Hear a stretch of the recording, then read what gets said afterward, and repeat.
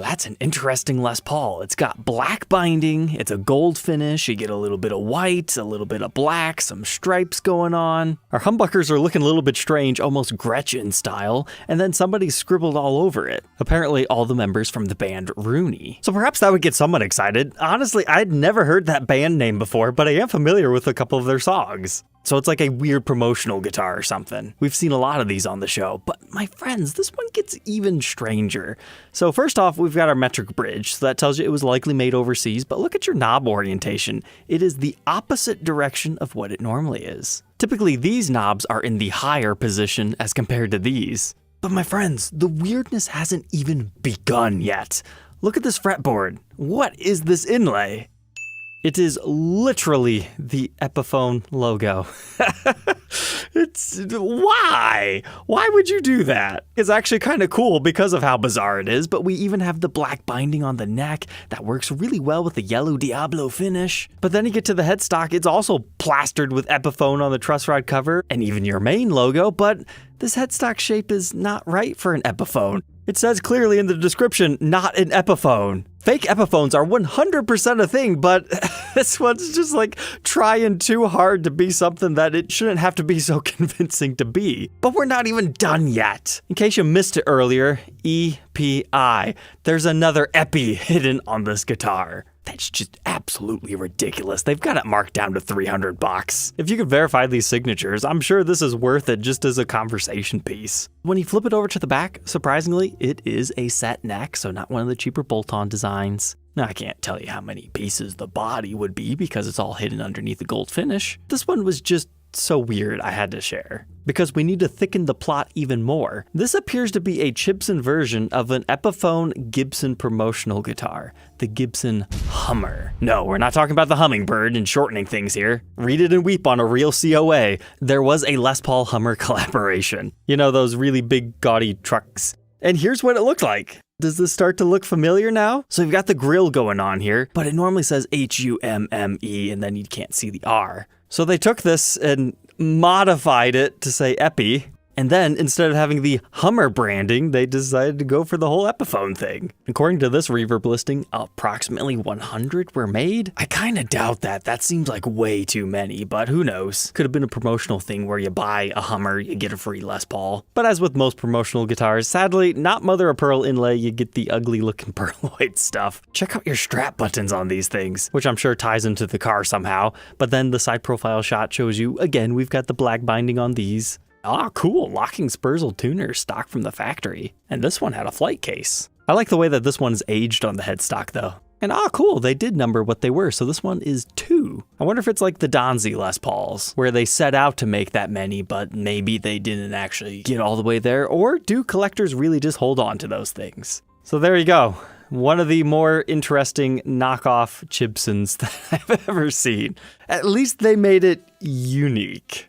But now let's talk about some other guitars I found on Facebook. Mike was very proud of his 2 Gibson Les Paul Customs, and these things caught my attention because one of these is not like the other. I'll give you a couple of seconds here. Which one is strange? If you answered the left one, yes, you're right. It has dot inlays. What on earth? So at first I thought, okay, yeah, it's just a studio custom. Those things existed roughly from 1983 till 1985, where it took the then new, at that time, Les Paul Studio, but dressed it up a little bit more, but still left the dot inlays. However, what caught my attention as to why that could not be the case is we have a full thickness body that has binding on the back. The Studio Customs did not have that. And the other thing that we can use to eliminate that is the fact that we have a real Les Paul Customs headstock veneer over here. It's got the full-on mother of pearl inlays and logo, whereas the Studio Standards, they did not have that and their headstock was a very different shape. So needless to say, this thing is a bit of a freak. So I talked to the owner about it, and he says he bought it like that in 1990 for $525, and it's his favorite guitar of the 2. And another fun story about these 2 guitars, they're only 16 serial numbers apart. Unfortunately, this is the only photo to go off of, but it looks like we're rocking ABR1 bridges, so that would put us somewhere in the 1970 to 1975-ish range. Probably towards the latter would be my guess. But we've got a couple of different options here. A, it could have started life as a studio custom, and somebody added the back binding and did a complete refinish and added a new headstock veneer and like shaped up the headstock. That seems really, really unplausible. especially because of the whole ABR1 bridge, so we can cross that one out. B, this guitar had a headstock repair at one point in time that was so brutal it destroyed the fretboard, so they had to replace it with one that was readily available, and it just happened to have dot inlays. Option C would be, it could be a crazy factory custom order. I actually have seen that before. But Mike later commented that he thinks the blocks were just painted over. He's the one that owns the guitar, so maybe he can see something that we can't out of this photo. I mean, I suppose it's possible. I have heard of people that prefer the dot inlays over something so gaudy. But it looks like it's got Spurzle tuners on it. Knobs have been replaced. Pickups look like they could have been swapped. Pickguard has been taken off. The person who owned this was definitely not scared of modifying it. But without additional photos, there's no way we can go further. But this photo makes me think of this meme that I saw today that I'll never forget. I see your future. You're buying a new Les Paul. Wait a second. You already own 3 Les Pauls just like this one. Sweats worriedly. I resonate with that joke strip. They're very similar, but if you really get down to the nitty-gritty, they're all so very different. You can have 10 Les Pauls in the same finish and have something that you like about each and every single one. You buy what you like. But I love scouring Facebook groups because sometimes you find extraordinary examples. Crazily modified, questionable history stuff like we've been talking about, and then sometimes you strike upon gold.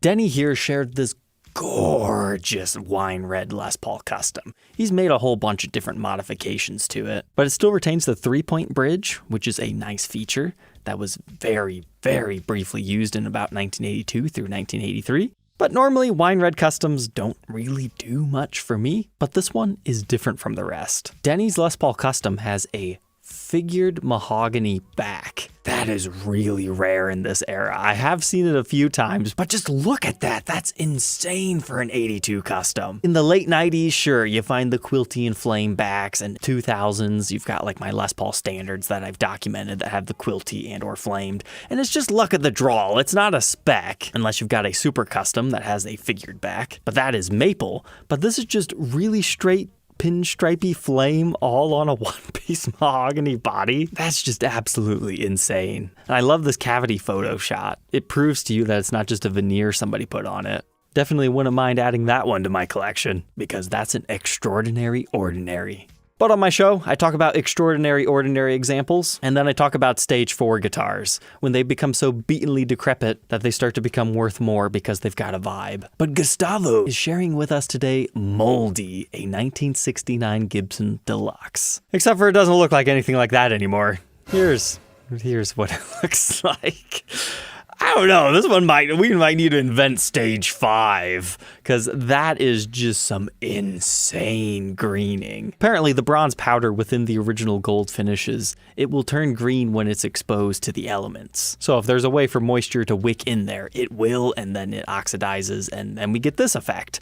But yet it's been played completely through the finish there. This is something that the Murphy Labs cannot recreate. For example, they tried on the Mike Ness Deluxe, and yeah, some examples look better than others. It's just a hard effect to get. But this is definitely a guitar that's seen some bar work. I mean, do I even need to say that it was routed for humbuckers? I mean, it's a working man's guitar. He's gonna do whatever he wants with it. I mean, look, he's even worn through the pickguard layers, including a little bit on the spot right there. And you can see where his hand rubs against the bridge going through the plating. The back is equally as chewed up. He must be a solo player because he's worn through the finish right here, reaching all our higher notes. And there we go, the old pantograph logos that fall off and then you're just left with a mother of pearl block that vaguely resembles the Gibson logo. So cheers, Gustavo, that's a player. Kifa ended up posting a similar guitar of his from 1970. It's got a very similar vibe. Some people just have very acidic sweat that burns through finishes like this.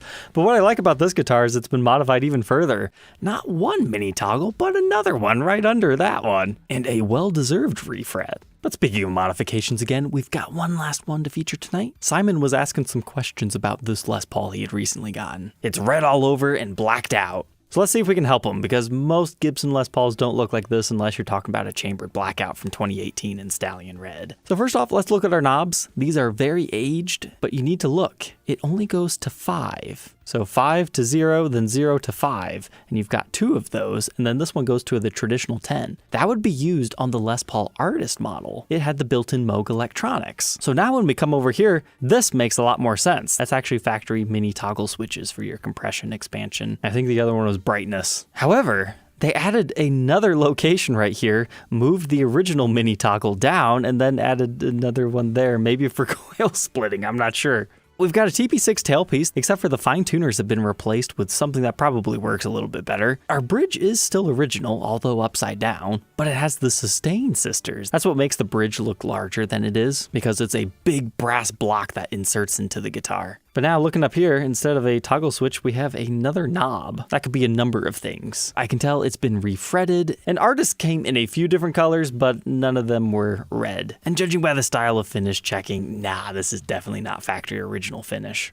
And these normally would have been bound. However, he's saying that if you scratch away the black paint, there's not actually binding there. It's possible it is there, and that particular area just doesn't show it very good, and they just like completely covered over it, or maybe they removed it and put normal binding on. That seems a little bit labor intensive, but you never know what somebody might do. Maybe they put a wooden veneer over the entire thing because somebody had once routed it for like a Kaler or something, and they wanted to hide that when they did the refinish job. So that covered over the binding on the top. So maybe see if there's like the binding on the edge. But that definitely does not look like the most professional refinish work. It's either that or definitely saw some humidity. But I was surprised to see the Moog board is still in there. Then you get to the headstock and everything's looking right. It looks like they replaced our nut. Instead of having the brass one, now we've got a regular style. But you still have the Artist truss rod cover, so that's cool. You still have the LP inlay, love that. It really just needs cleaned up a bit here. Otherwise, they didn't touch it. So personally, in my opinion, yes, I do believe this started life as an Artist. However, it definitely was heavily modified. But as far as explaining everything, that's just one, you'd have to